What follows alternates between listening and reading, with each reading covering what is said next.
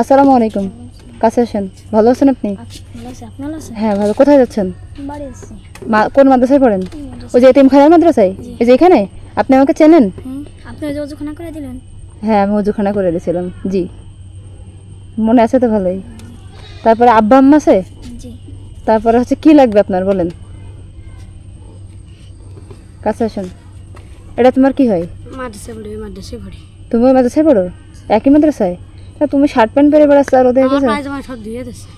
আচ্ছা সমস্যা নেই। এখন তোমার কি লাগবে বলো? পাঞ্জাবি তো অনেক পুরনো হয়ে গেছে, নষ্ট হয়ে গেছে। পাঞ্জাবি লাগবে নাকি?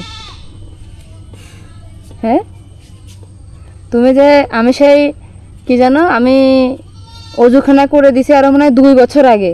তখন তো তুমি আরো ছোট ছিল, তাও যে তুমি মনে রাখিস ওটাই তো অনেক।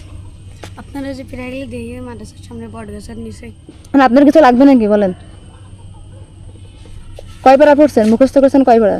আমরা হাফেজ দিতে পড়ি। আমি পড়লাম এক পারা, এনে জামাত কানে পড়লাম। এক পারা পড়ে হাফেজ হয়ে গেছেন, সাই বাদ দিয়েছেন?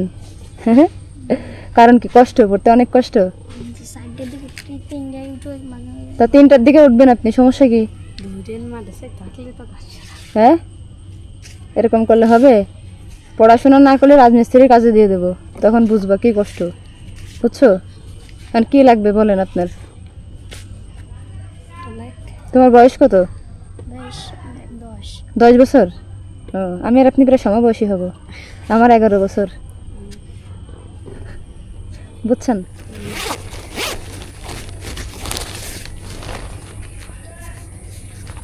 আপনি যে আমার সাথে যে কথা বলতেছি কেন বলেন তো দেখি? আপনি যে মাদ্রাসায় পড়েন এই জন্য কথা বলতেছি, নাহলে আপনার সাথে কথা বলতাম না, বুঝছেন? এটা নেন আপনি, কিছু যদি লাগে আপনার আপনি কিনে নিয়েন, ঠিক আছে? আর মন দিয়ে পড়াশোনা করবেন। আর জীবনে কি হওয়ার ইচ্ছা আছে?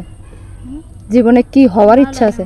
হ্যাঁ আমি দোয়া করি আপনি আপনার মনের ইচ্ছা আল্লাহ পূরণ করুক। আর আপনার সাথে কথা বলার কারণে আপনি মাদ্রাসায় পড়েন, তাই না হলে আপনার সাথে কথা বলতাম না। যারা মাদ্রাসায় পড়ে তাদেরকে আমি অনেক ভালোবাসি, ঠিক আছে? এটা আপনি মাদ্রাসায় পড়েন তা আপনাকে হাদিয়া দিলাম, ঠিক আছে? আপনি তো মাদ্রাসায় পড়েন? দুজনেই? আচ্ছা এই যে আপনারা কিছু নিয়ে কিনে খাইন, হ্যাঁ এই যে, ঠিক আছে? যাক আপনারা খুশি? ঠিক আছে আমিও খুশি। তাহলে আপনারা যান, আমিও চলে যাই।